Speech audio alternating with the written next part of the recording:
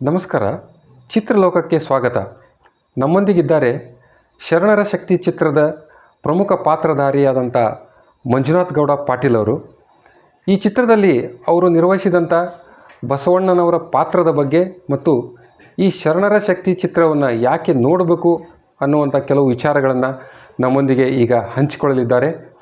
ನಮಸ್ಕಾರ ಮಂಜುನಾಥ್ ಪಾಟೀಲ್ ಅವರೇ. ನಮಸ್ಕಾರ ಸರ್. 12ನೇ ಶತಮಾನದಲ್ಲಿ ಶಿವಶರಣರು ಮಾಡಿದಂಥ ಒಂದು ಕ್ರಾಂತಿಯ ಕಥೆಯನ್ನು ಶರಣರ ಶಕ್ತಿ ಅನ್ನುವಂಥ ಒಂದು ಚಿತ್ರದ ಮೂಲಕ ನಿಮ್ಮ ಚಿತ್ರತಂಡ ಇದನ್ನು ಸಿದ್ಧಗೊಳಿಸಿ ಈಗ ತೆರೆಗೆ ತರಲು ಸಿದ್ಧವಾಗಿದೆ. ಈ ಚಿತ್ರದಲ್ಲಿ ನೀವು ಬಸವಣ್ಣನವರ ಪಾತ್ರವನ್ನು ನಿರ್ವಹಿಸಿದ್ದೀರಿ. ಇದೊಂದು ಐತಿಹಾಸಿಕವಾದಂಥ ಒಂದು ಪಾತ್ರ ಆಗಿರೋದ್ರಿಂದ ಈ ಪಾತ್ರಕ್ಕೆ ನೀವು ಯಾವ ರೀತಿಯಾದಂಥ ಒಂದು ಸಿದ್ಧತೆಯನ್ನು ಮಾಡಿಕೊಂಡ್ರಿ ಅಂತ. ನಮಸ್ಕಾರ ಎಲ್ಲ ಕನ್ನಡ ಮನಸ್ಸುಗಳಿಗೆ ಶರಣಾರ್ಥಿಗಳು. ನಾನು ಮಂಜುನಾಥ್ ಗೌಡ ಪಾಟೀಲ್. ಸರ್ ಕೇಳ್ದಂಗೆ ಶರಣರ ಶಕ್ತಿ ಅನ್ನೋಂಥ ಚಲನಚಿತ್ರದೊಳಗೆ ಬಸವಣ್ಣನ ಪಾತ್ರ ಮಾಡೇನ್ರಿ. ಸರ್ ಪ್ರಶ್ನೆ ಏನಂತಂದರೆ, ಒಂದು ಐತಿಹಾಸಿಕ ಪುರುಷನ ಒಂದು ಪಾತ್ರ. ಈಗಾಗಲೇ ಕರ್ನಾಟಕ ಸರ್ಕಾರ ಒಬ್ಬ ಸಾಂಸ್ಕೃತಿಕ ನಾಯಕ ಅಂತ ಘೋಷಣೆ ಮಾಡ್ಯಾರ. ಅಂಥ ಒಬ್ಬ ಮಹಾನ್ ವ್ಯಕ್ತಿಯ ಪಾತ್ರವನ್ನು ನೀವು ನಿರ್ವಹಿಸಿದ್ದೀರಿ. ಆ ಪಾತ್ರಕ್ಕೆ ನೀವೇನು ಸಿದ್ಧತೆ ಮಾಡ್ಕೊಂಡ್ರಿ ಅನ್ನೋಂಥ ಒಂದು ಪ್ರಶ್ನೆಯನ್ನು ಕೇಳಿದರು. ಇದಕ್ಕೆ ಅಂತ ಸ್ವಲ್ಪ ಹಿಂದಕ್ಕೆ ಹೋದರೆ, ನಾನು ಒಬ್ಬ ರಂಗಭೂಮಿ ಕಲಾವಿದ. ಜೊತೆಗೆ ನಾನು ಕುಮಾರ್ ಬೇಂದ್ರೆ ಅವರ ಜೊತೆಗೆ ಒಂದು 2 ಪ್ರಾಜೆಕ್ಟ್ನಲ್ಲಿ ನಾನು ಆ್ಯಕ್ಟ್ ಮಾಡಿದ್ದೀನಿ. ಅದಲ್ಲದೆ ಮತ್ತೊಂದು 3 ಚಲನಚಿತ್ರಗಳಲ್ಲಿ ನಾನು ಸಣ್ಣ ಪಾತ್ರಗಳನ್ನು ಮಾಡ್ತಾಯಿದ್ದೆ. ಆ್ಯಕ್ಟಿಂಗ್ ಅಂದರೆ ನಂಗೆ ಭಾಳ ಇಷ್ಟ, ಮೊದಲಿಂದನೂ ತುಂಬ ಇಷ್ಟ. ಸಾಧಾರಣವಾಗಿ ಸಾಮಾಜಿಕ ಚಲನಚಿತ್ರಗಳಲ್ಲಾಗಲಿ ಅಥವಾ ಸಾಮಾಜಿಕ ನಾಟಕಗಳನ್ನು ಮಾಡೋದ್ರಲ್ಲಾಗಲಿ ಅಷ್ಟೊಂದು ಪರಿಶ್ರಮ ಬೇಕಾಗಂಗಿಲ್ಲ ಅಂತ ನನಗನ್ಸುತ್ತೆ. ಅವ್ರು ಹೇಳ್ದಂಗೆ ಇದೊಂದು ಐತಿಹಾಸಿಕ ಕತೆ. ಆಮೇಲೆ ನಾವು ಪೌರಾಣಿಕ ನಾಟಕಗಳಲ್ಲಿ ಕೂಡ ನಾವು ಅಭಿನಯಿಸಿದ್ದೀವಿ. ಆಲ್ರೆಡಿ ಸುಮಾರಷ್ಟು ಪೌರಾಣಿಕ ನಾಟಕಗಳನ್ನು ಕೂಡ ಮಾಡಿದ್ದೀವಿ. ಆ ಅನುಭವ ಕೂಡ ನನಗಿದೆ. ಜೊತೆಗೆ ನನಗೆ ಈ ಚಿತ್ರಕ್ಕೆ ಫಸ್ಟ್ ನನಗೆ ಅವರು ಆಡಿಷನಿಗೆ ಕರೆದಾಗ ವಚನಗಳನ್ನು ಹೇಳಿಸಿದಾಗ ಅವರು ಏನಂದರು, ಅವರಿನ್ನೂ ಒಂದು 6 ಜನ 7 ಜನನ ಆಡಿಷನ್ ಮಾಡಿದ್ರಂತ್ರಿ ಈ ಒಂದು ಪಾತ್ರದ ಸಂಬಂಧ. ಆವಾಗ ಆಡಿಷನ್ ಮಾಡಿದ್ಮೇಲೆ ನನಗೆ 5:30 ನಂತರ ನಾನು ಟೈಮ್ ಕೇಳಿದ್ದೆ ಅವರಿಗೆ. 5:30 ನಂತರ ನಾನು ಬರ್ತೀನಿ ಸರ್ ಅಂಥೇಳಿ. 5:30 ನಂತರ ಹೋದಾಗ ವಚನಗಳನ್ನು ಹೇಳಿಸಿದ ಮೇಲೆ ಮತ್ತು ಕಾಸ್ಟ್ಯೂಮ್ ಎಲ್ಲ ಹಾಕಿದ ಮೇಲೆ ಅವ್ರಿಗೆ ಆ ಕನ್ನಡದ ಒಂದು ಸ್ಪಷ್ಟವಾಗಿ ಹೇಳುವಂತಹ ವಚನಗಳನ್ನು ಹೇಳುವಂಥವ್ರು ಸಿಕ್ಕಿರಲಿಲ್ಲ. ಸರ್ ನೀವು ಚೆನ್ನಾಗಿ ಹೇಳಿದ್ರಿ, ನಾವು ಏನಂದು ನಿಮ್ಗೊಂದು 2 ದಿವಸದಲ್ಲಿ ಹೇಳ್ತೀವಿ ಅಂತಂದರು. 2 ದಿವಸ ನಂತರ ನನಗೆ ಫೋನ್ ಮಾಡಿ, ಇಲ್ಲ ನೀವು ಬಸವಣ್ಣನ ಪಾತ್ರ ಮಾಡ್ತೀರಾ ಅಂತ ಕೇಳಿದರು. ಸಡನ್ನಾಗಿ ನನಗೆ ಶಾಕ್ ಆಯಿತು ನಿಜವಾಗ್ಲೂ. ಯಾಕಂದ್ರೆ ನಾನು ಸಣ್ಣ ಪುಟ್ಟ ಪಾತ್ರ ಮಾಡ್ಕೊಂಡು ಬಂದ ಒಮ್ಮಕ್ಕಳು ಒಂದು ಲೀಡ್ ರೋಲ್ ಮಾಡುವಂಥದ್ದೊಂದು ಸಿಕ್ಕೈತಿ ಅವಕಾಶ ಅಂದ ತಕ್ಷಣ ಆಯ್ತು ರೀ ಮಾಡ್ತೇನೆ ಅಂತಂದೆ. ಪೂರ್ವ ಸಿದ್ಧತೆ ಅಂದರೆ ನಾನು ಹಳೆಯ 2 ಚಲನಚಿತ್ರಗಳನ್ನು ವೀಕ್ಷಣೆ ಮಾಡಿದೆ. ಅಶೋಕ್ ಸರ್ ಅವ್ರು ಮಾಡಿದಂಥದ್ದು ಕ್ರಾಂತಿಯೋಗಿ ಬಸವಣ್ಣ, ಮತ್ತು ಭಾಗವತರವರು ಅದಕ್ಕಿಂತ ಹಿಂದೆ ಭಾಗವತರವ್ರು ಮಾಡಿದಂಥ ಒಂದು ಬಸವಣ್ಣನ ಚಲನಚಿತ್ರಗಳನ್ನು ನೋಡಿದೆ. 2 ಚಲನಚಿತ್ರಗಳು ನೋಡಿದೆ. ಚಿತ್ರವನ್ನು ನೋಡೋದಕ್ಕೂ ಅಭಿನಯಿಸೋದಕ್ಕೂ ಆ ಪಾತ್ರದಲ್ಲಿ ಜೀವಿಸೋದಕ್ಕೂ ಭಾಳಷ್ಟು ಡಿಫ್ರೆನ್ಸ್ ಇದೆ. ಅದು ಅನುಭವಿಸಾಗಲೇ ಗೊತ್ತಾಗುತ್ತೆ ನಿಜವಾಗ್ಲೂ. ಅದನ್ನ ಹೇಳೋಕೆ ಆಗಂಗಿಲ್ಲ. ಯಾವುದೇ ಪಾತ್ರ ಯಾವುದೇ ಇರಲಿ, ಬಸವಣ್ಣ ಅವರ ಪಾತ್ರ ನಿಜವಾಗ್ಲೂ ಅದು ಅದ್ಭುತವಾದಂಥ ಪಾತ್ರ. ಅಂಥ ಪಾತ್ರವನ್ನು ಮಾಡ್ಬೇಕಂದ್ರೆ ನನ್ನ ಪೂರ್ವಜನ್ಮದ ಪುಣ್ಯ ಅಂದ್ಕೊತೀನಿ. ಅದು ಏನು ಸೌಭಾಗ್ಯನೇನೋ ಅಂಥ ಪಾತ್ರ ಸಿಕ್ತು. ನನ್ನ ಎಷ್ಟು ಇದು ಇದೆ, ನನ್ನ ಅನುಭವ ಇದ್ರ ಮೇಲೆ ನಾನು ಸಾಧ್ಯ ಆದಷ್ಟು ಆ ಪಾತ್ರದಲ್ಲಿ ನಾನು ಜೀವಿಸಲಿಕ್ಕೆ ಪ್ರಯತ್ನ ಪಟ್ಟೀನಿ ಅಂತ ಹೇಳ್ತೀನಿ ಸರ್. ಪೂರ್ವ ಸಿದ್ಧತೆ ಅಂತಂದರೆ, ನಾನು ಲಿಂಗಾಯತ ಧರ್ಮಕ್ಕೆ ಬಿಲಾಂಗ್ಸ್ ಇರೋದ್ರಿಂದ ನನಗೆ ಬಸವಣ್ಣವರ ಬಗ್ಗೆ ಮತ್ತು ಬಹಳಷ್ಟು ಶರಣರ ಬಗ್ಗೆ ಗೊತ್ತಿತ್ತು. ಆದರೆ ಆಳವಾದ ಅಧ್ಯಯನ ಇಲ್ಲ. ಅದನ್ನು ನಾನು ಎಲ್ಲ ಸ್ಪಷ್ಟವಾಗಿ ಹೇಳ್ತೀನಿ. ಅಷ್ಟೊಂದು ಧರ್ಮ ಇತ್ತು, ಧರ್ಮ ಜಾಗೃತಿ ಇಲ್ಲ ಅಂತಲ್ಲ, ಧರ್ಮದ ಬಗ್ಗೆ ನಮಗಿತ್ತು, ಅಭಿಮಾನ ಇದೆ, ಗೌರವ ಇದೆ. ಆದರೆ ಅಷ್ಟೊಂದು ಆಳವಾಗಿ ಧರ್ಮದ ಬಗ್ಗೆ ನಾವು ತಿಳ್ಕೊಳ್ಳೋಕೆ ಹೋಗಿರಲಿಲ್ಲ. ಬಟ್ ಯಾವಾಗ ಈ ಚಿತ್ರವನ್ನು ಮಾಡ್ತಾ ಹೋದ್ವಿ ಆವಾಗ ನನಗೆ ನಮ್ಮ ಧರ್ಮ ಅಂದ್ರೇನು, ಬಸವಣ್ಣವ್ರ ತತ್ವಗಳೇನು, ಬಸವಣ್ಣವ್ರ ವಿಚಾರಗಳೇನು, ಎಲ್ಲ ಶರಣರು ಯಾಕೆ ಅನುಭವ ಮಂಟಪಕ್ಕೆ ಬಂದಿದ್ದು ಭಾಳಷ್ಟು ವಿಷಯಗಳ ಬಗ್ಗೆ ನನಗೆ ಅನುಭವಕ್ಕೆ ಬಂತು. ನಿಜವಾಗ್ಲೂ ನಾನು ಭಾಳ ಲಕ್ಕಿ ಅಂತ ಹೇಳ್ತೀನಿ. I am really fortunate for this having such a good role ಅಂತ ಹೇಳ್ತೀನಿ ಸರ್. Thank you. ಈ ಚಿತ್ರದ ಚಿತ್ರೀಕರಣ ಸಂದರ್ಭದಲ್ಲಿ ನೀವು ಬಸವಣ್ಣನವರಾಗಿ ಅಭಿನಯಿಸುವಾಗ ನಿಮ್ಮ ಅನುಭವ ಹೇಗಿತ್ತು? ಮತ್ತು ಈ ಬಸವಣ್ಣನವರ ಪಾತ್ರವನ್ನು ನೀವು ಸರಳವಾಗಿ ಮಾಡಬಲ್ಲೆ ಅನ್ನುವಂಥ ಆತ್ಮವಿಶ್ವಾಸ ನಿಮ್ಮಲ್ಲಿ ಇತ್ತಾ, ಅಥವಾ ಈ ಪಾತ್ರ ಮಾಡೋದು ಕಷ್ಟ ಅಂತ ಏನಾದರೂ ನಿಮಗೆ ಅನಿಸ್ತಿತ್ತಾ, ಹೇಗೆ ಅಂತ? ಈ ಪಾತ್ರವನ್ನು ಮಾಡಬೇಕಾದ್ರೆ ಕಾಸ್ಟ್ಯೂಮ್ ಹಾಕ್ಕೊಂಡು ನಂಗೆ ಬಂದ ತಕ್ಷಣ ಹಳ್ಳಿ ಒಳಗೆ ಆ್ಯಕ್ಚುಲಿ ಶೂಟಿಂಗ್ ಆಗಿದ್ದು ಮಿಶ್ರಿಕೋಟೆ ಒಳಗೆ ಸರ್. ಮಿಶ್ರಿಕೋಟೆ ಒಳಗೆ ಶೂಟಿಂಗ್ ಮಾಡ್ಬೇಕಾದ್ರೆ ಭಾಳಷ್ಟು ಒಂದು ವಯಸ್ಸಾದ ಜನಗಳೆಲ್ಲ ಶೂಟಿಂಗ್ ಬಂದಿದೆ. ಅನುಭವ ಮಂಟಪ ಸೀನ್ ಇದ್ದಾಗ ಭಾಳ ಜನ ಬೇಕಾಗಿತ್ತು ಅಂಥೇಳಿ ಅಲ್ಲಿ ಹಳ್ಳಿ ಜನರನ್ನು ಸುಮಾರಷ್ಟು ಜನರನ್ನು ಕರೆಸ್ತಿದ್ರಿ. ಈ ನನ್ನ ಪುಣ್ಯನೇನೋ ಗೊತ್ತಿಲ್ಲ, ಭಾಳಷ್ಟು ಏಜ್ ಆದ ಹೆಣ್ಮಕ್ಳೆಲ್ಲ ಬಂದು ನನಗೆ ಹೂವು ಮತ್ತು ಪತ್ರೆಯನ್ನು ತಂದು ನನ್ನ ಕಾಲಿಗೆ ಹಾಕ್ರಿ, ಬಸವಣ್ಣವ್ರ ಕಾಲಿಗೆ ಹಾಕ್ರಿ ಅಂತ ಅನ್ನೋಷ್ಟು ಮಟ್ಟಿಗೆ ಬಹುಶಃ ನನ್ನ ಔಟ್ಲುಕ್ ರಿಸೆಂಬ್ಲೆನ್ಸ್ ಇದೆಯೋ, I am thankful to that. ಅದಕ್ಕೆ ನಾನು ಥ್ಯಾಂಕ್ಫುಲ್ ಹೇಳಬೇಕಾಕೈತೆ ರೀ. ಸರಳ ನಾನು ಯಾವುದೇ ಪಾತ್ರವನ್ನಾಗಲಿ ಅಂದರೆ ಆತ್ಮವಿಶ್ವಾಸ ಇದೆ, ನನಗೆ ಆತ್ಮವಿಶ್ವಾಸ ಇದೆ, ಮಾಡ್ಬೋದು ಪಾತ್ರ ಅಂಥೇಳಿ ನನಗೆ ಆತ್ಮವಿಶ್ವಾಸ ಇತ್ತು. ಈ ಪಾತ್ರವನ್ನು ಮಾಡಬೇಕಾದ್ರೆ ಹೆಂಗಂತಂದರೆ ಆ ಒಂದು ಕಾಸ್ಟ್ಯೂಮ್ ಹಾಕ್ಕೊಂಡ್ಮೇಲೆ ನನ್ನಲ್ಲಿ ಒಂಥರ ಬದಲಾವಣೆ ಆಗಿಬಿಡ್ತಿತ್ತು ರೀ. ಅದು ನಂಗೆ ಗೊತ್ತಿಲ್ಲದೇ ಒಂಥರ ಬದಲಾವಣೆ ಆಗಿಬಿಡ್ತಿತ್ತು. ನನ್ನ ಜೊತೆಗೆ ಚನ್ನಬಸವಣ್ಣವರು ಪಾತ್ರಧಾರಿ ನಾನು ಆಲ್ಮೋಸ್ಟ್ ನಾನು ಸ್ವಲ್ಪ ಹಳಬನೇ ಅನ್ಬೋದು. ನಿಮಗೆ ಗೊತ್ತಿದ್ದ ಪ್ರಕಾರ ನಾನು ಈ ಫೀಲ್ಡಿಗೆ ಹೊಸಬೇನಲ್ಲ. ಅಂದರೆ ನೀವೀಗ ಒಂದು ಮಾತು ಹೇಳಿದ್ರಿ, ಏನಂತಂದರೆ ಆ ಕಾಸ್ಟ್ಯೂಮ್ ಹಾಕಿದ ತಕ್ಷಣ ನಿಮ್ಮಲ್ಲಿ ಆ ಬಸವಣ್ಣನ ಆ ಒಂದು ಪ್ರಭಾವ ಏನಿದೆಯಲ್ಲ ಅದು ಆವರಿಸ್ಕೊಂಡು ಬಿಡ್ತಿತ್ತು. ಒಂದೇನೋ ಚೈತನ್ಯ ಶಕ್ತಿ ಬರ್ತಿತ್ತು ನನ್ನಲ್ಲಿ. ನನಗೆ ಗೊತ್ತಾಗ್ತಿದ್ದಿಲ್ಲ ಅದು. ಅದನ್ನು ನಾನು ಬೇರೆದಾರ ನನಗೆ ಹೇಳಿದಾಗ ನನಗೆ ಅನಿಸ್ತಿತ್ತು ಅದು ಹೆಂಗಂತಂದರೆ, ಈ ನನ್ನ ಜೊತೆ ಪಾತ್ರಧಾರಿ ಇದ್ದರು ಚನ್ನಬಸವಣ್ಣ ಪಾತ್ರಧಾರಿ, ಅವ ಹೊಸಬ. ನಾನು ಈ ಫೀಲ್ಡಿಗೆ ಸ್ವಲ್ಪ ಆಲ್ರೆಡಿ ನಾನು ಇದ್ದಿದ್ದರಿಂದ ನನಗೇನು ಅಷ್ಟು ಇದು ಅನ್ನಿಸ್ಲಿಲ್ಲ. ಬಟ್ ಅವ್ರೇನಂತಿದ್ರು, ನೀವು ಅದು ಡೈಲಾಗ್ ಹೇಳ್ಬೇಕಾದ್ರೆ ನಿಮ್ಮ ಭಾವನೆ, ನಿಮ್ಮ ಎಕ್ಸ್ಪ್ರೆಷನ್ಸು ಇಮ್ಮಿಡಿಯೇಟಾಗಿ ನೀವು ನಮ್ಮ ಜೊತೆಗೆ ಕಾಮನ್ನಾಗಿ ಚಹಾ ಕುಡಿಯೋಕೊಂತಾಗ ಅಥವಾ ಊಟ ಮಾಡೋಕ್ಕೊಂತಾಗ ಅದೇ ಬೇರೆ ಇರ್ತೈತಿ. ನೀವು ಆ ಕಾಸ್ಟ್ಯೂಮ್ ಹಾಕ್ಕೊಂಡು ಮಾತಾಡಕತ್ತಾಗ ನಿಮ್ಮಲ್ಲಿ ಆ ಚೇಂಜಸ್ ಹೆಂಗೆ ಆಕೈತಿ, ಅದು ಹೆಂಗೆ ನೀವು ಅದರೊಳಗೆ ಬರ್ತೀರಿ, ಹೆಂಗೆ ಇನ್ವಾಲ್ವ್ಮೆಂಟ್ ಅದು ನನಗೆ ಗೊತ್ತಿರಲಿಲ್ಲ ರೀ. ಅದು ಆ ಇನ್ವಾಲ್ವ್ಮೆಂಟ್, ಅದು ಆ ಒಂದು ಚೈತನ್ಯ ಬಹುಶಃ ಅದು ಆವರಿಸ್ತಿತ್ತು ಅಂತ ನನಗೆ ಅನಿಸ್ತದೆ ರೀ.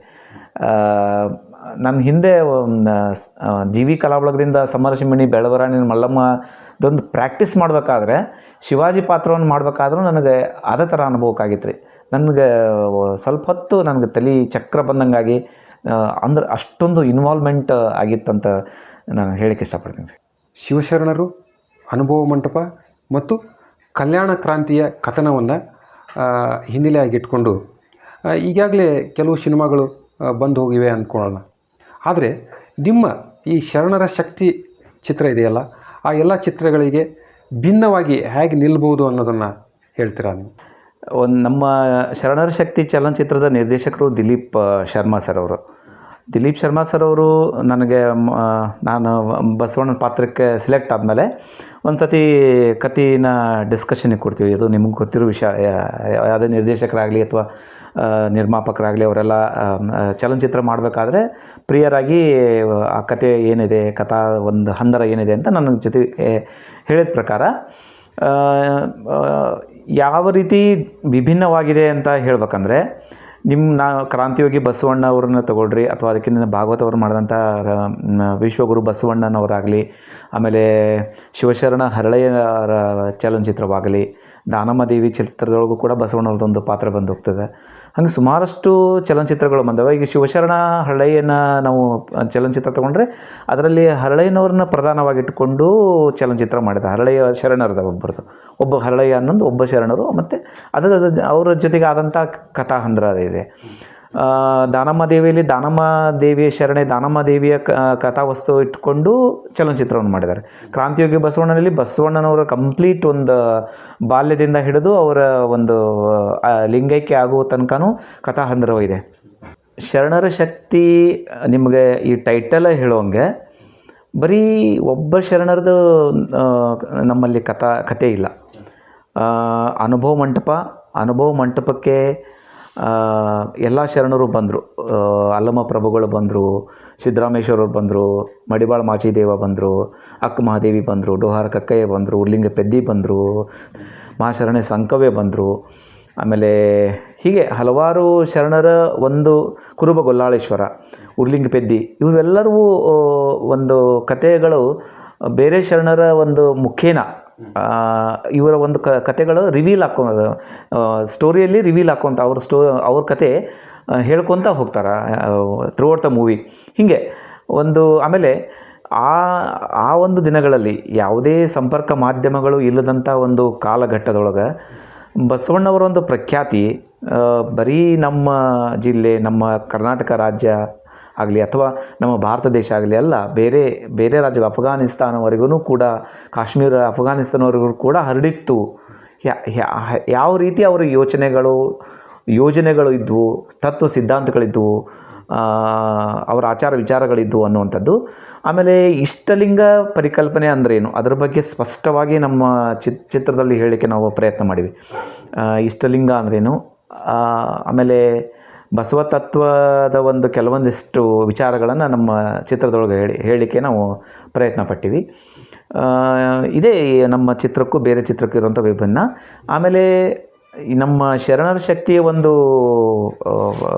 ಶಕ್ತಿ ಯಾವುದು, ಶರಣರ ಶಕ್ತಿ ಅಂದರೆ ಏನು, ಶರಣರ ಶಕ್ತಿ ಅಂದರೆ ಬರೀ ಬಸವಣ್ಣವರ, ಶರಣರ ಶಕ್ತಿ ಅಂದರೆ ಬರೀ ಚನ್ನಬಸವಣ್ಣವರ, ಶರಣರ ಶಕ್ತಿ ಅಂದರೆ ಅಲ್ಲಮ ಪ್ರಭುಗಳ, ಅಕ್ಕ ಮಹಾದೇವಿಯ, ಅಥವಾ ವಚನ ಸಾಹಿತ್ಯನ. ವಿಶೇಷವಾಗಿ ಈ ವಚನ ಸಾಹಿತ್ಯವನ್ನು ಬಸವ ಕಲ್ಯಾಣದಿಂದ ಉಳಿವಿಯವರೆಗೂ ಹ್ಯಾಕ್ ತೊಗೊಂಡು ಹೋದರು, ಇದಕ್ಕೆ ನಡೆದಂತಹ ಕ್ರಾಂತಿಗಳು, ಯುದ್ಧಗಳು, ಇದೆಲ್ಲದರ ಬಗ್ಗೆಯೂ ಬೆಳಕು ಚೆಲ್ತಾ ನಮ್ಮ ಮೂವಿ ಹೋಗ್ತದೆ. ಸೊ ಬಹುಶಃ ನಿಮ್ಗೆ ಇದರಿಂದ ಅರ್ಥ ಆಗಿರ್ಬೋದು ನಮ್ಮ ಚಲನಚಿತ್ರ ಬೇರೆ ಚಲನಚಿತ್ರದಿಂದ ಹೇಗೆ ವಿಭಿನ್ನವಾಗಿದೆ ಅಂತ. 12ನೇ ಶತಮಾನಕ್ಕೆ ತೊಗೊಂಡು ಹೋಗೋದು ಭಾಳ ಕಷ್ಟ. ಸೊ ಅದಕ್ಕೆ ನಾವೇನು ಮಾಡ್ಕೊಂಡು ನಮ್ಮ ಡೈರೆಕ್ಟರು, ಆರ್ಟ್ ಡೈರೆಕ್ಟರು ಎಲ್ಲ ವಿಚಾರ ಮಾಡಿ ಒಂದು ಸೆಟ್ ಹಾಕಿದ್ರಿ. ಒಂದು ದೊಡ್ಡದೊಂದು ಹಾಲ್ ಒಂದು ಕಲ್ಯಾಣ ಮಂಟಪ ತೆಗೆದುಕೊಂಡು ಅದರಲ್ಲಿ ಅನುಭವ ಮಂಟಪದ ಸೆಟ್ ಎಲ್ಲ ಹಾಕಿ ಹಳೆ ಥರ ತೋರಿಸ್ಲಿಕ್ಕೆ ನಾವು ಪ್ರಯತ್ನ ಮಾಡಿದ್ದೀವಿ. ಕಾಸ್ಟ್ಯೂಮ್ಸ್ ವಿಚಾರಕ್ಕೆ ಬಂದರೆ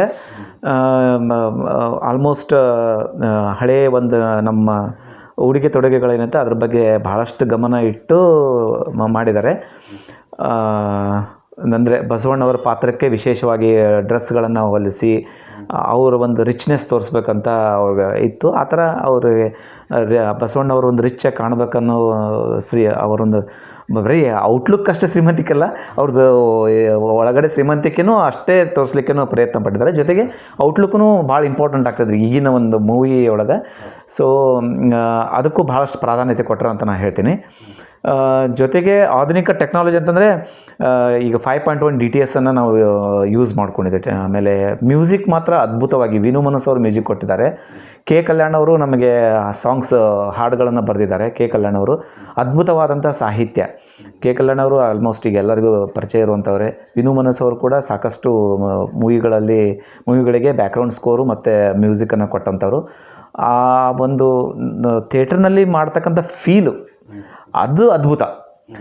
ಈಗ ಸಂಕವೇ ಬಂದು ಸಂಕವೇ ಮೊದಲು ವೇಷ ಇದ್ದಾಗ ಯಾವ ಥರ ಒಂದು ಮ್ಯೂಸಿಕ್ ಬೇಕು, ಅವಳು ಶಿವಶರಣೆ ಆದಾಗ ಯಾವ ಥರ ಮ್ಯೂಸಿಕ್ ಬೇಕು ಅನ್ನುವಂಥದ್ದನ್ನು ನೀವು ಥಿಯೇಟ್ರ್ನಲ್ಲಿ ಹೋಗಿ ನೋಡಿ ಅನುಭವಿಸಿದಾಗ ನಿಮ್ಗೆ ಅದರದ್ದು ಒಂದು ಫೀಲ್ ಗೊತ್ತಾಗುತ್ತೆ. ನಿಮ್ಮ ಚಿತ್ರಗಳ ಈ ಹಾಡುಗಳು ಬಿಡುಗಡೆ ಆದಾಗ ನಾನು ಅದನ್ನು ಗಮನಿಸಿದ್ದೆ. ಅಂದರೆ ಈ ಸಂಕವ ಒಂದು ನೃತ್ಯ ಮಾಡುವಂಥ ಸನ್ನಿವೇಶ ಬರ್ತದೆ ಅದರಲ್ಲಿ. ಆ ಹಾಡನ್ನು ನೋಡಿದಾಗ ನನಗನ್ನಿಸ್ತು ಇದು ಒಂದು ರೀತಿ ಯಾವುದೇ ಕಮರ್ಷಿಯಲ್ ಪ್ರಾಜೆಕ್ಟ್ಗೆ ಕಡಿಮೆ ಆಗಿಲ್ಲ. ಹಾಡುಗಳು ಅತಿ ಅದ್ಭುತವಾಗಿ ಬಂದಿವೆ.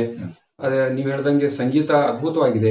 ಅಂದರೆ ಮೋಸ್ಟ್ಲಿ ನಿಮಗೂ ಅನುಭವಕ್ಕಿರಂಗೆ ವಿಡಿಯೋಗ್ರಾಫಿ ಮತ್ತು ಕೊರಿಯೋಗ್ರಾಫಿ ಎಲ್ಲನೂ ಗಮನಿಸಿದ್ರೆ ನಿಮ್ಗೆ ಅದು ಗೊತ್ತಾಗ್ತದೆ ಸರ್. ಯೂಶಲಿ ನೀವು ಈ ಫೀಲ್ಡ್ನಾಗ ಇರೋದಕ್ಕಿಂತ ನಿಮ್ಗೆ ಅಗ್ದಿ ಈಸಿಯಾಗಿ ಗೊತ್ತಾಗ್ತದೆ ರೀ. ಮ್ಯೂಸಿಕ್ ಅದು ಡಾನ್ಸು ನೀವಂದ್ರಲ್ಲ ಕಮರ್ಷಿಯಲ್ ಆಸ್ಪೆಕ್ಟ್ಸ್ ಇಟ್ಕೊಂಡಿದ್ರು ಕೂಡ ಅದು ರಿಲೆವೆಂಟ್ ಫ್ಯಾಕ್ಟ್ ಇದೆ. ಇಲ್ಲ, ನಾನು ಒಬ್ಬ ಲಿಂಗಾಯತ ಆಗಿರೋದ್ರಿಂದ ನನಗೂ ನನ್ನ ಧರ್ಮದ ಬಗ್ಗೆ ನನಗೂ ಒಂದು ಅಭಿಮಾನ ಇದೆ, ಗೌರವ ಇದೆ. ಆ ಗೌರವಕ್ಕೆ ಧಕ್ಕೆ ಬಾರ್ದಂಗೆ ನಮ್ಮ ಶರಣರ ಶಕ್ತಿ ಇದೆ ಅಂತ ನಾನು ಖಂಡಿತವಾಗಿ ಆತ್ಮವಿಶ್ವಾಸದಿಂದ ನಾನು ಹೇಳಬಲ್ಲೆ. ಶರಣರ ಶಕ್ತಿ ಚಿತ್ರವನ್ನು ಯಾಕೆ ನೋಡಬೇಕು ಅಂತ ಪ್ರೇಕ್ಷಕ ಒಬ್ಬ ಕೇಳಿದರೆ ಅದಕ್ಕೆ ನೀವು ಏನು ಹೇಳೋದಕ್ಕೆ ಬಯಸ್ತೀರಿ ಅಂತ? ಈ ನಮ್ಮ ಶರಣರ ಪಟ್ಟಂಥ ಕಷ್ಟ, ಅವ್ರು ಮಾಡಿದಂಥ ಒಂದು ತ್ಯಾಗ, ಬಲಿದಾನ ಮತ್ತು ಹಿಂದೆ ನಡೆದಂಥ ಕ್ರಾಂತಿಗಳು, ಈ ವಚನ ಸಾಹಿತ್ಯ ಈಗೆಲ್ಲರಿಗೂ ವಚನಗಳು ಸಿಕ್ಕವು, ಅವೈಲೇಬಲ್ ಏನದವು ಈಗ ವಚನಗಳು ಎಲ್ಲರಿಗೂ ಈಗ ನಾವು ಓದಲಿಕ್ಕೆ ನಮಗೆ ಸಿಕ್ಕಂಥವು. ಇದಕ್ಕೆ ಸಾಕಷ್ಟು ಶರಣರು ತಮ್ಮ ಪ್ರಾಣವನ್ನು ತ್ಯಾಗ ಮಾಡ್ಯಾರ. ಅದರ ಬಗ್ಗೆ ಅರಿವಿಲ್ಲ. ಆ ಒಂದು ಅರಿವು ಮೂಡಿಸ್ಬೇಕು.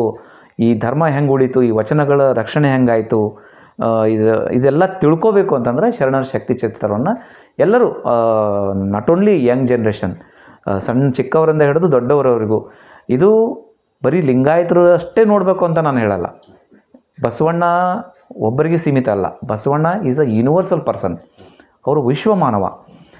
ಎಲ್ಲ ಧರ್ಮದವರು, ಎಲ್ಲರೂ, ಎಲ್ಲ ಪ್ರೇಕ್ಷಕರು, ಇಡೀ ಕುಟುಂಬ ಸಹಿತ ಕುತ್ಕೊಂಡು ನೋಡುವಂಥ ಚಲನಚಿತ್ರ ಶರಣರ ಶಕ್ತಿ. ಇದು ಯಾವುದೇ ಒಂದು ಧರ್ಮಕ್ಕಾಗಲಿ, ಯಾವುದೇ ಒಂದು ಜಾತಿಗಾಗಲಿ, ಯಾವುದಕ್ಕೂ ಸೀಮಿತ ಅಲ್ಲ. ಬಸವಣ್ಣವರು ಯಾವುದಕ್ಕೂ ಸೀಮಿತ ಅಲ್ಲ. ಬಸವಣ್ಣವರು ಎಲ್ಲವನ್ನು ಮೀರಿದ ಒಂದು ವ್ಯಕ್ತಿತ್ವ ಅಂತ ನಾನು ಹೇಳಲಿಕ್ಕೆ ಇಷ್ಟಪಡ್ತೀನಿ. ನನ್ನ ಒಂದು ಅಭಿಪ್ರಾಯದ ಪ್ರಕಾರ ಇಂಥ ಒಂದು ಚಿತ್ರಗಳನ್ನು ನೀವು ಯು ಹ್ಯಾವ್ ಟು ವೆಲ್ಕಮ್. ಅತ್ಯಂತ ಒಂದು ಗೌರವಯುತವಾಗಿ ನೀವು ಅದನ್ನು ವೆಲ್ಕಮ್ ಮಾಡಿ ನೋಡಬೇಕೇ ಹೊರತು, ನಮಗೆ ಸಾಕಷ್ಟು ಪ್ರತಿಕ್ರಿಯೆಗಳು ಬಂದವು. ಸಂಭಾಷಣೆಯಲ್ಲಿ ಲೋಪದೋಷಗಳಿದ್ದಾವೆ, ಉಡುಗೆ ತೊಡುಗೆಗಳಲ್ಲಿ ಲೋಪದೋಷಗಳಿದ್ದಾವೆ. ನಾವು ಯಾರನ್ನೂ, ಯಾವ ಶರಣರನ್ನೂ ನಾವು ಹೆಚ್ಚು ಕಡಿಮೆ ಅಲ್ಲ. ಬಸವಣ್ಣವರ ತಾವೇ ಸ್ವತಃ ಹೇಳ್ಯಾರ, ನನಗಿಂತ ಕಿರಿಯರಿಲ್ಲ, ಶಿವಶರಣರಿಗಿಂತ ಹಿರಿಯರಿಲ್ಲ ಅಂತ ತಾವೇ ಹೇಳ್ಕೊಂಡಾರ. ಒಂದು ಸಂದರ್ಭದೊಳಗೆ ಬರ್ತಾರಂತ, ಈ ಒಂದು ನೀವು ಕೇಳಿದ್ದಕ್ಕೆ ಈ ಮಾತು ಹೇಳ್ತಾ ಇರ್ತೀನಿ ಸರ್. ಬಸವಣ್ಣವ್ರಿಗೆ ಕೇಳ್ತಾರಂತ, ಈ ಜಗತ್ತಿನೊಳಗೆ ಅತ್ಯಂತ ಶ್ರೇಷ್ಠವಾದಂಥ ಭಕ್ತ ಯಾರು ಅಂತ ಬಸವಣ್ಣವ್ರಿಗೆ ಕೇಳಿದ್ರಂತ. ಬಸವಣ್ಣವರು ನಾನೇ ಅಂತಂದ್ರಂತೆ. ಅವಾಗ ಅವ್ರು ಇದ್ರಿಗಿದ್ದವರು ನೋಡಿ ಎಷ್ಟು ಬಸವಣ್ಣವ್ರಿಗೆ ಎಷ್ಟು ಒಂದು ಅಹಂಕಾರ ಐತಿ, ತಾನೋ ಒಬ್ಬನ ಶ್ರೇಷ್ಠ ಭಕ್ತ ಅಂತ ಹೇಳ್ತಾನ ಅಂತ ಕೇಳಿದ್ರಂತೆ. ಹಂಗಂದ್ರೆ ಮತ್ತು ಉಳ್ಕಿದಾರೆಲ್ಲ ಯಾರಪ್ಪ, ನೀವು ಒಬ್ಬನ ಶ್ರೇಷ್ಠ ಭಕ್ತ ಅಂತ ಹೇಳ್ಕೊಳಕತ್ತಿಲ್ಲ ಅಂತ ಅವ್ರನ್ನ ಕಿಂಡಲ್ ಮಾಡಿದಾಗ ಬಸವಣ್ಣವ್ರಂತ ಉಳಿದವರೆಲ್ಲರೂ ಕೂಡಲ ಸಂಗಮನಾಥರು. ಅಂದರೆ ಪ್ರತಿ ಜೀವಿಯಲ್ಲಿಯೂ ಒಂದು ದೈವತ್ವವನ್ನು ಕಾಣುವಂತಹ ಗುಣ ಇದ್ದವರು ಬಸವಣ್ಣವರು. ಅಂಥ ಒಬ್ಬ ವ್ಯಕ್ತಿಯನ್ನು ದಯವಿಟ್ಟು ಸೀಮಿತಗೊಳಿಸ್ಬೇಡ್ರಿ. ಆದಷ್ಟು ಅವರ ಒಂದು ವಿಚಾರಗಳು, ಅವ್ರ ಧಾರೆಗಳು, ಅವ್ರ ತತ್ವಗಳು, ಅವ್ರ ಸಿದ್ಧಾಂತಗಳು ಜಗತ್ ಪ್ರಸಿದ್ಧ ಆಗಲಿ. ನಾವು ಬೇರೆ ದೇಶದವರಿಗೆ ಬಸವಣ್ಣವ್ರನ್ನ ಹೋಲಿಕೆ ಮಾಡ್ಕೊಳ್ಳೋದಲ್ಲ, ಬಸವಣ್ಣನವ್ರನ್ನ ಬೇರೆ ದೇಶದವರು ಹೋಲಿಕೆ ಮಾಡ್ಕೋಬೇಕು ಅಂತ ನಾವು ಈ ಮೂಲಕ ನಾನು ಹೇಳಲಿಕ್ಕೆ ಇಷ್ಟಪಡ್ತೀನಿ. ಈ ಕಲಾತ್ಮಕ ಚಿತ್ರಗಳು ಥಿಯೇಟ್ರಿಗೆ ಬಂದಾಗ ಥಿಯೇಟ್ರಿನಲ್ಲಿ ಹೆಚ್ಚು ದಿನ ನಿಲ್ಲೋದಿಲ್ಲ. ಮತ್ತು ಇಂಥ ಕಲಾತ್ಮಕ ಚಿತ್ರಗಳು ಏನೊಂದು ಪ್ಯಾರಲಲ್ ಸಿನಿಮಾ ಅಂತ ಏನು ಹೇಳ್ತೀವಲ್ಲ, ಆ ಸಿನಿಮಾಗಳು ಥಿಯೇಟ್ರಿಗೆ ಬಂದಾಗ ಈ ಒಂದು ಮನೋರಂಜನೆ ಇರುವಂಥ ಕಂಟೆಂಟನ್ನು ಬಯಸುವಂಥ ಪ್ರೇಕ್ಷಕರು ಥಿಯೇಟ್ರ್ಗಳಿಗೆ ಬರೋದಿಲ್ಲ ಅನ್ನುವಂಥ ಮಾತಿದೆ. ಇದ್ರ ಬಗ್ಗೆ ನಿಮ್ಮ ಅಭಿಪ್ರಾಯ ಏನು ಅಂತ? ಕಲಾತ್ಮಕ ಸಿನಿಮಾ ಅನ್ನೋಕ್ಕಿಂತ ಸರ್ ಈಗಿನ ಟ್ರೆಂಡ್ ನೋಡಿದರೆ ಬಹಳ ಅಡ್ವಾನ್ಸ್ಡ್ ಅಂದರೆ ಯಂಗ್ ಜನ್ರೇಷನ್ ಬಗ್ಗೆ ಹೇಳ್ತಾ ಇದ್ದೀನಿ ಸರ್. ಕಲಾತ್ಮಕ ಸಿನಿಮಾಗಳದಂತೂ ನೋಡೋದು ಕಾಲನ ಮುಗಿದೋಯ್ತು ಅಂತ ನನಗೆ ಅನಿಸ್ತದೆ ರೀ. ಥಿಯೇಟ್ರ್ನಾಗ ನಿಲ್ಲೋದಲ್ಲ, ಅವು ಬಿಡುಗಡೆ ಆಗಲಿಕ್ಕೂ ಕಷ್ಟ ಆದಂಥ ಪರಿಸ್ಥಿತಿ ಒಳಗದವು. ಕಲಾತ್ಮಕ ಸಿನಿಮಾಗಳನ್ನ ಮೆಚ್ಚುವಂಥ ಮನಸ್ಸುಗಳು ಇಲ್ಲ ಅಂತ ನಾನು ಹೇಳ್ತಾ ಇಲ್ಲ ಸರ್. ಈಗಲೂ ಇದ್ದಾರೆ ಆ ಒಂದು ಕೆಟಗರಿ, ಆ ಒಂದು ಕ್ಲಾಸ್ ಪೀಪಲ್ಸ್. ನಾನು ಅಷ್ಟೊಂದು ಪ್ರಬುದ್ಧನಲ್ಲ ಇದರಲ್ಲಿ. ಬಟ್ ನನ್ನೊಂದು ಅಭಿಪ್ರಾಯ ಪ್ರಕಾರ ಕಲಾತ್ಮಕಗಳ ಸಿನಿಮಾನಷ್ಟೇ ನೋಡೋಂಥ ಪ್ರೇಕ್ಷಕರು ಈಗಲೂ ಇದ್ದಾರೆ. ಬಟ್ ಏನಾಗ್ತದೆ ರೀ, ಅವು ಬಿಡುಗಡೆ ಆಗೋಂಗಿಲ್ಲ, ಥಿಯೇಟ್ರ್ ಸಿಗೋಂಗಿಲ್ಲ.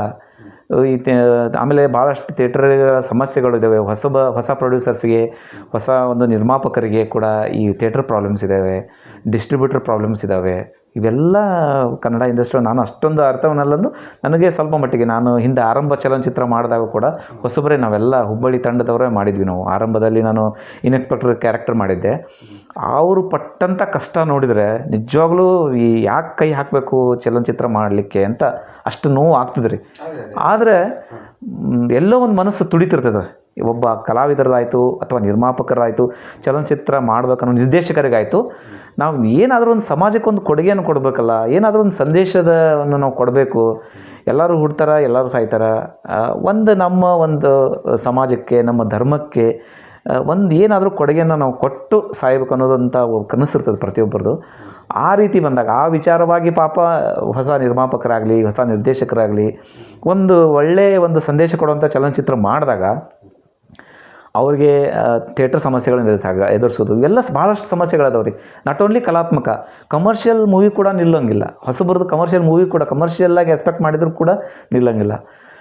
ನಾ ಕೇಳ್ಪಟ್ಟಂಗೆ ಮೂವಿ ರಿಲೀಸ್ ಆಗಿ ವೆರಿ ನೆಕ್ಸ್ಟ್ ಡೇ ಎಲ್ಲರ ಮೊಬೈಲ್ನಲ್ಲಿ ಆ ಚಲನಚಿತ್ರ ಪೈರಸಿಯಾಗಿ ಬಂದುಬಿಡ್ತೈತಿ. ಇಂಥ ಒಂದು ಒಂದು ಕೆಟ್ಟ ಮನಸ್ಥಿತಿನ ಅಂತ ಅನ್ನಿಸ್ತದೆ ರೀ ನನಗಿದು. ಪ್ರೇಕ್ಷಕ ಏನು ಬಯಸ್ತಾ ಇದ್ದಾನೆ ಗೊತ್ತಿಲ್ಲ. ಈ ಯೂಟ್ಯೂಬರೇ ದೊಡ್ಡ ದೊಡ್ಡ ಸ್ಟಾರ್ ಆಗಿಬಿಟ್ಟಿದ್ದಾರೆ. ಅಂಥ ಒಂದು ಪರಿಸ್ಥಿತಿಯೊಳಗೆ ಚಲನಚಿತ್ರಗಳನ್ನು ಮಾಡೋದು, ಚಲನಚಿತ್ರಗಳನ್ನು ಬಿಡುಗಡೆ ಮಾಡೋದು, ಬಿಡುಗಡೆ ಆದಂಥ ಚಲನಚಿತ್ರಗಳನ್ನು ನಿಲ್ಲಿಸೋದು, ಆಮೇಲೆ ಪ್ರೇಕ್ಷಕರನ್ನ ಚಲನಚಿತ್ರ ಮಂದಿರಗಳಿಗೆ ಕರ್ಕೊಂಬರೋದು, ಪ್ರತಿಯೊಂದು ಒಂದು ಸವಾಲಿನ ಕೆಲಸ ಅಂತ ನಾನು ಹೇಳಕ್ಕೆ ಇಷ್ಟಪಡ್ತೀನಿ ಸರ್. ನಿಮ್ಮ ಚಿತ್ರದ ಹಾಡುಗಳು ಈಗಾಗಲೇ ಬಿಡುಗಡೆ ಆಗಿವೆ. ಟ್ರೈಲರ್ ಕೂಡ ಇತ್ತೀಚೆಗೆ ಬಿಡುಗಡೆ ಆಗಿದೆ. ಇದಕ್ಕೆ ಜನರ ಪ್ರತಿಕ್ರಿಯೆ ಹೇಗಿದೆ, ಜನರ ಅಭಿಪ್ರಾಯ ಹೇಗಿದೆ ಅಂತ ಹೇಳ್ತೀರಾ? ಸರ್, ಚಲನಚಿತ್ರದ ಹಾಡುಗಳ ಬಗ್ಗೆ ಹೇಳ್ಬೇಕಂದ್ರೆ ಇದಕ್ಕೆ ಸಾಹಿತ್ಯವನ್ನು ಕೆ ಕಲ್ಯಾಣ್ ಅವರು ಬರೆದಿದ್ದಾರೆ. 2 ಹಾಡುಗಳನ್ನು, ಮಾರಿಯಾಕ ನೋಡ್ತಿ ಅನ್ನುವಂಥದ್ದು ಒಂದು ಹಾಡು, ಇನ್ನೊಂದು ಬಣ್ಣ ಕಳಚೆತ್ತಿ ಬಯಸಿದ ಪ್ರೀತಿ ಅನ್ನೋದಂಥ ಹಾಡಿನ ಸಾಹಿತ್ಯವನ್ನು ಬರೆದವರು ಕೆ ಕಲ್ಯಾಣ್ ಅವರು. 2 ಸಾಂಗ್ಗಳನ್ನು, ತಡಿಬೆರ ನೋಡು ಅಂತ ನಮ್ಮದು ಹಣೆ ಬರ ಅಂತ ಸಬ್ ಟೈಟಲ್ ಅಂತ ಹೇಳ್ತೇವಲ್ಲ, ಅಡಿಬರಹ ಅಂಥೇಳಿ, ಆ ಒಂದು ಟೈಟಲನ್ನು, ಆ ಸಬ್ ಟೈಟಲನ್ನು ಇಟ್ಟುಕೊಂಡು ಒಂದು ಸಾಂಗ್ ಇದೆ, ತಡಿಬೆರ ನೋಡು ಅಂತ. ಆಮೇಲೆ ಇನ್ನೊಂದು ಕೇಕೆ ಹೊಡೆಯೋ ಕಾಲ ಬಂತು, ಕೇರಿಗೆ ಜಿಗಿದಾಡೋ ಜೀವ ಬಂತು, ಬಸವಣ್ಣ ಕಾಲಿಟ್ಟ ಮೇಲೆ ಭೂಮಿಗೆ ಕೈಲಾಸ ಇಳಿದು ಬಂತು ಅನ್ನೋವಂಥ ಒಂದು ಒಳ್ಳೆಯ ಒಂದು ಸಂದೇಶವನ್ನು ಇಟ್ಕೊಂಡಂಥ ಸಾಂಗು. ಇವೆರಡು ಸಾಂಗ್ಗಳನ್ನು ನಮ್ಮ ನಿರ್ದೇಶಕರಾದಂಥ ದಿಲೀಪ್ ಶರ್ಮಾ ಅವರು ಬರೆದಿದ್ದಾರೆ. ಸಂಗೀತವನ್ನು ವಿನು ಮನಸ್ ಅವರು ಕೊಟ್ಟಿದ್ದಾರೆ. ಅದ್ಭುತವಾಗಿ ಹಾಡುಗಳು ಬಂದಿವೆ. ಹಾಡುಗಳು ಸುಮಾರು 1 ಲಕ್ಷ 1.5 ಲಕ್ಷದವರೆಗೂ ವ್ಯೂಸ್ ಆಗಿದೆ. ಜೆನ್ಯೂನ್ ವ್ಯೂಸ್ ಆಗಿದೆ. ನಂತರ ಈಗ ಇನ್ನೂ ಸ್ವಲ್ಪ ಟ್ರೆಂಡಿಯಾಗಿ ಇನ್ನೂ ವ್ಯೂಸ್ ಹೊಂಟಿದೆ. ಇನ್ನು ಟ್ರೇಲರ್ ಬಗ್ಗೆ ನಾವು ಬಿಡುಗಡೆ ಮಾಡಿದಾಗ ಫಸ್ಟಿಗೆ ಒಂದು ಟ್ರೇಲರ್ ಬಿಡುಗಡೆ ಮಾಡಿದ್ವಿ. ಅದರಲ್ಲಿ 2 ರೀತಿ ನಮಗೆ ಪ್ರತಿಕ್ರಿಯೆಗಳು ಬಂದವು. ಪಾಸಿಟಿವ್ ಬಂದಿದೆ, ನೆಗೆಟಿವ್ ಬಂದಿದೆ. ಕೆಲವೊಂದಿಷ್ಟು ಬಸವ ಸಮಿತಿ ಮತ್ತು ಈ ಸಂಘಟನೆಗಳು ಇಲ್ಲ, ಕೆಲವೊಂದಿಷ್ಟು ಡೈಲಾಗ್ಸ್ನಲ್ಲಿ ನ್ಯೂನತೆಗಳದಾವ ಅಂದ ತಕ್ಷಣ ಅದನ್ನು ಸರಿಪಡಿಸಿ ಮತ್ತೆ ಹೊಸ ಟ್ರೇಲರ್ ಮಾಡಿ ಮತ್ತೆ ಬಿಡುಗಡೆ ಮಾಡೋದು ಕೂಡ ಅದು 1.5 ಲಕ್ಷ. ಈ 24 ಅವರ್ಸ್ನಲ್ಲಿ ನಿಮಗೆ 4,000 to 5,000 ವ್ಯೂಸ್ಗಳು ಆಗ್ತಾಯಿದ್ದಾವೆ. ತುಂಬ ಒಳ್ಳೆಯ ರೆಸ್ಪಾನ್ಸ್ ಬರ್ತಾಯಿದೆ. ಯಾಕಂದರೆ ಬಹುಶಃ ಒಂದು ನೆಗೆಟಿವ್ ಕಮೆಂಟ್ಸ್ ಕೂಡ ನಮಗೆ ಪಾಸಿಟಿವ್ ಆಗಿ ಕನ್ವರ್ಟ್ ಆಯ್ತೇನೋ ಅಂತ ನಾನು ಹೇಳ್ತೀನಿ. ಬಟ್ ಶರಣರ ವಿಚಾರಕ್ಕೆ ಅಥವಾ ತತ್ವಕ್ಕೆ ನಾವು ಯಾವತ್ತೂ ವಿರುದ್ಧವಾದಂಥದ್ದು ಯಾವುದೂ ನಮ್ಮ ಚಲನಚಿತ್ರದಲ್ಲಿ ಇಲ್ಲ. ಬರೀ ಟ್ರೇಲರನ್ನು ನೋಡಿ ಇಡೀ ಚಿತ್ರವನ್ನು ದಯವಿಟ್ಟು ನೀವು ಊಹೆ ಮಾಡಬೇಡ್ರಿ. ಊಹೆ ಮಾಡಿ ಕಲ್ಪನೆ ಮಾಡಿಕೊಂಡು ಇದರಲ್ಲೇ ಇಷ್ಟು ತಪ್ಪಿದೆ, ಚಿತ್ರದಲ್ಲಿ ಇನ್ನೆಷ್ಟು ತಪ್ಪಿರ್ಬೋದು ಅಂತ ನೀವು ದಯವಿಟ್ಟು ಆ ಥರ ಊಹೆಯನ್ನು ಮಾಡಬೇಡಿ. ಈ ಟ್ರೈಲರ್ ವಿಷಯಕ್ಕೆ ಹೇಳಿದ್ರಲ್ಲ, ಅದ್ರ ಬಗ್ಗೆ ನಾನು ಸ್ವಲ್ಪ ಕೇಳಿದೆ. ಅಂದ್ರೆ ಟ್ರೈಲರ್ ಅಲ್ಲಿರುವಂತ ಕೆಲವು ತುಣುಕುಗಳನ್ನು ನೋಡಿ ಬಸವ ಅನುಯಾಯಿಗಳು ಏನೋ ಇದ್ರ ಬಗ್ಗೆ ಅಸಮಾಧಾನ ವ್ಯಕ್ತಪಡಿಸಿದ್ರು ಅನ್ನೋ ವಿಚಾರಗಳು ನನ್ನ ಗಮನಕ್ಕೆ ಬಂದಿದ್ವು. ಈ ಹಿನ್ನೆಲೆಯಲ್ಲಿ ಏನು ವಿವಾದ, ಏನು ಅದು ಅಂದ್ರೆ ಏನು ಅಸಮಾಧಾನ ಅಂತ ಅದ್ರ ಬಗ್ಗೆ ಸ್ವಲ್ಪ ಹೇಳ್ತಾರೆ? ಏನಿಲ್ಲ, ಅದರೊಳಗೊಂದು ಡೈಲಾಗ್ ಬರ್ತದ್ರಿ, ಮನೆಗೆ ಹೊಕ್ಕ ಲಿಂಗ ಕಟ್ತೀವಿ ಅಂಥೇಳಿ ಶೀಲವಂತವರು ಈ ಶ್ಯಾಮ್ ಭಟ್ಟ ಮತ್ತು ಕೊಂಡಿ ಮಂಚಣ್ಣಗೆ ಹೇಳುವಂಥ ಒಂದು ಡೈಲಾಗ್ ಅದು. ಅಂದರೆ ಅವನ್ನಷ್ಟು ಕೆರಳಿಸಿರ್ತಾರೆ. ಆ ಕೆರಳಿದ ಒಂದು ಉದ್ವೇಗದೊಳಗೆ ಹೇಳುವಂಥದ್ದಿತ್ತು. ಶರಣ ತತ್ವದಲ್ಲಿ ನಾವು ಯಾವತ್ತು ಮನೆ ಹೊಕ್ಕ ಲಿಂಗ ಕಟ್ಟೋದಲ್ಲ, ನಾವು ಲಿಂಗವನ್ನು ಯಾರು ಇಷ್ಟಪಟ್ಟು ಲಿಂಗವನ್ನು ಧಾರಣೆ ಮಾಡ್ಕೊತಾರೆ ಅಂಥವ್ರಿಗೆ ಮಾತ್ರ ಬರ್ತದೆ ಅಂತ ಅವ್ರದ್ದು ವಾದ. ಸೊ ಅದಕ್ಕೆ ನಾವು ಒಪ್ಪಿಕೊಂಡು ಅದನ್ನು ನಾವು ಡೈಲಾಗನ್ನು ಚೇಂಜ್ ಮಾಡಿದ್ದೀವಿ ಆಲ್ರೆಡಿ. ಆಮೇಲೆ ಇನ್ನೊಂದು ಅಕ್ಕ ನಾಗಮ್ಮ, ಶರಣೆ ನಾಗಮ್ಮಗೆ ಒಂದು ಪತಿ ಇಲ್ಲದ ನಾಗಮ್ಮ ಪುಂಡ ಜಂಗಮನೊಳಗೊಂಡು ಬಂಡತ ಸತಿ ಬಸರಾಗಾಳ ಅನ್ನುವಂಥ ಒಂದು ಡೈಲಾಗ್ ಇತ್ತು. ಆ ಡೈಲಾಗಿಗೂ ಸಾಕಷ್ಟು ವಿರೋಧಗಳು ಬಂದು ಅದು ಕೂಡ ನಾವು ದಯವಿಟ್ಟು ಕ್ಷಮೆ ಕೇಳ್ತೀನಿ. ಅದು ಅವ್ರ ಕನಸಿನಲ್ಲಿ ಬರುವಂಥ ಡೈಲಾಗ್ ಅದು. ಆದರೂ ಕೂಡ ನಮಗೆ ಯಾವುದೇ ಪ್ರೇಕ್ಷಕರನ್ನಾಗಲಿ ಯಾವುದೇ ಬಸವ ಅನುಯಾಯಿಗಳಿಗಾಗಲಿ ನೋವು ಉಂಟು ಮಾಡುವಂಥ ಉದ್ದೇಶ ನಮ್ಮದಿಲ್ಲ. ಅವರ ಒಂದು ತತ್ವಕ್ಕೆ ಧಕ್ಕೆ ಮಾಡುವಂಥ ಉದ್ದೇಶ ನಮ್ಮದಿಲ್ಲ, ನಮ್ಮ ನಿರ್ದೇಶಕರದ್ದು ಕೂಡ ಇಲ್ಲ. ಅವರು ಇಮಿಡಿಯೇಟಾಗಿ ಅದನ್ನ ಒಪ್ಕೊಂಡು ಅದಕ್ಕೆ ತಪ್ಪಂತ ಕೇಳಿಕೊಂಡು ಸರಿ ಅದು ಉಲ್ಲೇಖ ಇದ್ದರೂ ಕೂಡ ಕೆಲವೊಂದಿಷ್ಟು ಅವರು ಏನು ಬುಕ್ಸ್ಗಳನ್ನು ರೆಫರ್ ಮಾಡಿದ್ದಾರೆ ಸರ್. ಚೆನ್ನಪ್ಪ ಕವಿ ಆಯಿತು, ಆಮೇಲೆ ತಿಪ್ಪೆ ರುದ್ರಸ್ವಾಮಿ ಅವರ ಬುಕ್ಕನ್ನ ರೆಫರ್ ಮಾಡಿ ಇದ್ದರೂ ಕೂಡ ಅದೇನೇ ಇರಲಿ, ಬೇಡ ಅಂತಂದ ತಕ್ಷಣ ನೋವು ಉಂಟಾಗ್ತದೆ, ಆಮೇಲೆ ತಪ್ಪು ಸಂದೇಶ ಹೋಗ್ತದೆ ಜನರಿಗೆ ಅಂದ ತಕ್ಷಣ ಅದನ್ನು ಒಪ್ಕೊಂಡು ಅದನ್ನು ಚೇಂಜ್ ಮಾಡಿದ್ದಾರೆ ಅದನ್ನು ಡೈಲಾಗ್ನ. ಅದನ್ನು ಕೂಡ ನಮ್ಮದು ವ್ಯೂಸ್ ತುಂಬ ಚೆನ್ನಾಗಿ ಹೊಂಟಿದೆ. ಅದಕ್ಕೆ ನಾನು ಥ್ಯಾಂಕ್ಸ್ ಹೇಳ್ತೀನಿ viewers, to all viewers I would like to thank. ನೀವು ಒಪ್ಪಿಕೊಂಡ್ರೆ ಮಾತ್ರ ನಾವು ಈ ಚಲನಚಿತ್ರವನ್ನು ಮಾಡಲಿಕ್ಕಾಗ್ತದೆ, ಇಲ್ಲಾಂದರೆ ಸಾಧ್ಯನೇ ಇಲ್ಲ. ಚಲನಚಿತ್ರ ಮಾಡೋದಷ್ಟೇ ಅಲ್ಲ, ಚಲನಚಿತ್ರ ಬಿಡುಗಡೆನೂ ಆಗಂಗಿಲ್ಲ. ದಯವಿಟ್ಟು ನಮ್ಮ ಚಲನಚಿತ್ರದ ಬಗ್ಗೆ ಯಾವುದೇ ಸಂಶಯವನ್ನು ಇಟ್ಟುಕೊಳ್ಳದೆ ನಾವು ಸ್ವಾಮೀಜಿಯವರ ಒಂದು ಆಶೀರ್ವಾದ ತೊಗೊಂಡು ಅವ್ರಿಗೆ ತೋರಿಸಿನೇ ನಾವು ಚಲನಚಿತ್ರ ಬಿಡುಗಡೆ ಮಾಡ್ತೀವಿ. ಅದಕ್ಕೆಲ್ಲ ಸಿದ್ಧತೆಗಳು ನಡೆದಿದ್ದಾವೆ. ದಯವಿಟ್ಟು ಯಾರು ತಪ್ಪಾಗಿ ತಿಳ್ಕೊಬೇಡ್ರಿ ಅಂತ ನಾನು ಈ ಮೂಲಕ ಕೇಳ್ಕೊತೀನಿ. ನಮ್ಮ ನಿರ್ದೇಶಕರಾದ ದಿಲೀಪ್ ಶರ್ಮಾ ಸರ್ ಅವ್ರ ಬಗ್ಗೆ ಹೇಳ್ಬೇಕಂದ್ರೆ, ಈ ಒಂದು ಚಿತ್ರಕಥೆಯನ್ನು ಮಾಡೋಕ್ಕಿಂತ ಮುಂಚೆ ಅವರು ಚನ್ನಬಸವಣ್ಣವರ ಒಂದು ಜೀವನ ಚರಿತ್ರೆಯನ್ನು ಮಾಡಬೇಕು ಅಂತ ಒಂದು ವಿಚಾರ ಹೊರಟಿತ್ತಂತೆ.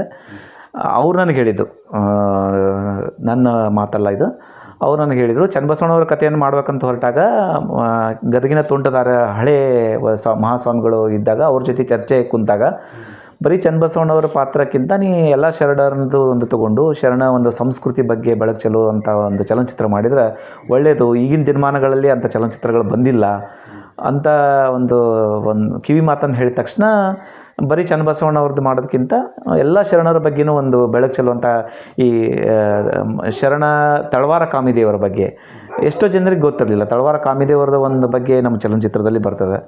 ಉರ್ಲಿಂಗಪ್ಪ ಇದ್ದೇ ಒಬ್ಬ ಕಳ್ಳ ಅಂಥವರು, ಹೀಗೆ ಹಲವಾರು ಶರಣರ ಬಗ್ಗೆ ನಾವು ಶರಣರ ಬಗ್ಗೆ ಬೆಳಕು ಚೆಲ್ಲಕ್ಕೆ ನಮ್ಮ ಚಲನಚಿತ್ರ ಪ್ರಯತ್ನ ಮಾಡಿದೆ. ದಯವಿಟ್ಟು ಯಾವುದೇ ಒಂದು ಪೂರ್ವಾಗ್ರಹ ಪೀಡಿತರಾಗಿದೆ, ಏನೋ ಒಂದು ಮನಸ್ಸಿನಲ್ಲಿ ಮುಂಚಿತವಾಗಿ ಏನೋ ನೀವು ಒಂದು ಗ್ರಹಿಸ್ಕೊಂಡು ಮನಸ್ಸಿನಲ್ಲಿ ಇಟ್ಕೊಳ್ಳೋದೇ ಓಪನ್ ಮೈಂಡೆಡ್ ಆಗಿ, ನೀವು ಬಸವಣ್ಣನ ಹೆಂಗೆ ನೀವು ಓಪನ್ನಾಗಿ ಒಪ್ಕೊತಿರಲ್ಲ ಹಂಗೆ ಓಪನ್ನಾಗಿ ನೀವು ಈ ಚಿತ್ರವನ್ನು ಫ್ರೀ ಮೈಂಡ್ಲೇ ನೋಡಿರಿ. ಆವಾಗ ನಿಮಗೆ ಈ ಚಲನಚಿತ್ರದ ಉದ್ದೇಶ ಏನಂತ ನಿಮಗೆ ಖಂಡಿತವಾಗಿ ತಿಳಿದು ಬರ್ತದೆ. ಅಷ್ಟಕ್ಕೂ ಏನಾದರೂ ತಪ್ಪುಗಳ ಕಂಡು ಬಂದಲ್ಲಿ ನಾವು ಇನ್ನೂ ತಿದ್ದುಕೊಳ್ಳಿಕ್ಕೆ ನಾವು ತಯಾರಿದ್ದೀವಿ. ಇದೇ ಅಕ್ಟೋಬರ್ 18ನೇ ತಾರೀಕಿನಂದು ನಿಮ್ಮ ಶರಣರ ಶಕ್ತಿ ಚಿತ್ರ ತೆರೆಗೆ ಬರ್ತಾ ಇದೆ. ಈ ಬಿಡುಗಡೆ ಸಂದರ್ಭದಲ್ಲಿ ಇದರ ಸಿದ್ಧತೆ ಎಲ್ಲ ಹೇಗೆ ನಡೆದಿದೆ ಅಂತ ಹೇಳ್ತೀರಾ? ಈಗಾಗಲೇ ಎಲ್ಲ ಕಡೆ ಪೋಸ್ಟರ್ಸ್ ಅಂಟಿಸೋದಾಗಲಿ, ಆಮೇಲೆ ನಾವು ಈಗ ಸುಮಾರು ಒಂದು 3-4 ತಿಂಗಳಿಂದ ನಾವು ಈ ಬಿಡುಗಡೆ ತಯಾರಿಗೆ ಅಂಥೇಳಿ ನಾವೆಲ್ಲ ಮಠ ಮಾನೆಗಳಿಗೆ ಜಗದ್ಗುರುಗಳಿಗೆ ಭೇಟಿಯಾಗಿದ್ವಿ, ಪೊಲಿಟಿಷಿಯನ್ಸ್ಗೆ ನಾವು ಭೇಟಿಯಾದ್ವಿ, ನಮ್ಮ ಚಲನಚಿತ್ರ ಬಗ್ಗೆ ಹೇಳಿದ್ವಿ, ಅವ್ರ ಕಡೆಯಿಂದ ಕೂಡ ಬೈಟ್ಸ್ ತೊಗೊಂಡಿದ್ದೀವಿ. ಅದನ್ನು ಈಗಾಗಲೇ ನಾವು ಯೂಟ್ಯೂಬ್ನಲ್ಲಿ ನೀವು ನೋಡಬಹುದು. ಸುಮಾರು ಎಲ್ಲ ಜಗದ್ಗುರುಗಳು ನಮಗೆ ಆಶೀರ್ವಾದ ಮಾಡ್ಯಾರ. ಖಂಡಿತ ನಮಗೆ ಈ ಚಿತ್ರದಿಂದ ನಾವು ಗೆಲ್ತೀವಿ ಅನ್ನೋಂಥ ಆತ್ಮವಿಶ್ವಾಸ ಇದೆ. ಬಸವಣ್ಣವ್ರ ಒಂದು ಆಶೀರ್ವಾದ ನಮಗಿದೆ ಅಂತ ನಾನು ಹೇಳ್ತೀನಿ. ಈಗಾಗಲೇ ಅದೇ ಇದೊಂದಿಷ್ಟು ಕಾಂಟ್ರವರ್ಸಿ ಆಗೋರೋದ್ರಿಂದ ಒಂದು ಪ್ರೀಮಿಯರ್ ಶೋ ಮಾಡೋ ಬಗ್ಗೆ ನಮ್ಮ ನಿರ್ದೇಶಕರು ತೀರ್ಮಾನ ತಗೊತಾ ಇದ್ದಾರೆ. ಪ್ರೀಮಿಯರ್ ಶೋ ಆದ ನಂತರ ಚೆನ್ನೈಗೆ ಹೋಗಿ ನಿಮ್ಗೆ ಗೊತ್ತಿರೋಂಗೆ ಕ್ಯೂಬ್ಸ್ ಮತ್ತು UFO ಅಲ್ಲಿ ಅಪ್ಲೋಡ್ ಮಾಡುವಂಥ ಒಂದು ಪ್ಲ್ಯಾನಿಂಗ್ಸ್ ಆಲ್ರೆಡಿ ಮಾತಾಡಿ ಆಗಿದೆ. ಸುಮಾರು 25 ಜಿಲ್ಲೆಗಳಲ್ಲಿ ಬಿಡುಗಡೆ ಮಾಡೋ ಪ್ಲ್ಯಾನ್ ಇತ್ತು. ನಮಗೀಗ ಹೆಚ್ಚಿನ ಬೇಡಿಕೆಗಳು ಬರ್ತಾ ಇದೆ. ಬಸವಣ್ಣನ ಪುಣ್ಯನೇನೋ ಗೊತ್ತಿಲ್ಲ, ಇನ್ನು ಬೆಂಗಳೂರು ಮೈಸೂರು ಅಲ್ಲೇ ಎಲ್ಲ ಕಡೆ ರಿಲೀಸ್ ಮಾಡಿರಿ, ನಾವು ಡಿಸ್ಟ್ರಿಬ್ಯೂಷನ್ ತೊಗೊತೇವೆ ಅಂತ ಇನ್ನು ಅವ್ರಿಗೆ ಫೋನ್ಗಳು ಬಂದಿದ್ದಾವಂತೆ. ಸೊ ಹಂಗಾದರೆ ನಾವು ಕಂಪ್ಲೀಟಾಗಿ ಗೆದ್ದ ಹಾಗೇ ಅಂತ ಅನಿಸ್ತದೆ. ಕೆಲವೊಂದಿಷ್ಟು ಸ್ಟಾರ್ ಕಾಸ್ಟ್ ಇರುವಂಥ ಮೂವಿಗಳು ಬರ್ತಾ ಇರೋದ್ರಿಂದ ಅಕ್ಟೋಬರ್ 18 ಆಲ್ಮೋಸ್ಟ್ ನಮ್ಮದು final 99%. If any changes happen ನಾವು ದಯವಿಟ್ಟು ಇನ್ಫಾರ್ಮ್ ಮಾಡ್ತೀವಿ. ನೀವು ಬಸವಣ್ಣನ ಪಾತ್ರದಲ್ಲಿ ಒಂದು ಪ್ರಧಾನವಾದ ಪಾತ್ರದಲ್ಲಿ ಅಭಿನಯಿಸಿದಂಥ ಶರಣರ ಶಕ್ತಿ ಚಿತ್ರ ಈಗ ತೆರೆಗೆ ಬರ್ತಾ ಇದೆ. ಇದರ ನಂತರದ ದಿನಗಳಲ್ಲಿ ನಿಮ್ಮ ಮುಂದಿನ ಯೋಜನೆಗಳು ಏನು ಮತ್ತು ಅವು ಯಾವುವು ಅಂತ ಹೇಳ್ತೀರಾ? ಹಾಂ ಸರ್, ನಿಜವಾಗ್ಲೂ ಆಗಲೇ ಹೇಳಿದೆ ನಾನು ಫಾರ್ಚುನೇಟ್ ಅಂಥೇಳಿ.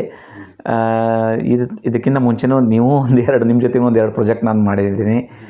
ಜೊತೆಗೆ ವಿಜಯಾನಂದದಲ್ಲಿ ಮಾಡಿದ್ದೀನಿ, ವಿರಾಟಪುರದ ವಿರಾಗಿಯಲ್ಲಿ ಮಾಡಿದ್ದೀನಿ.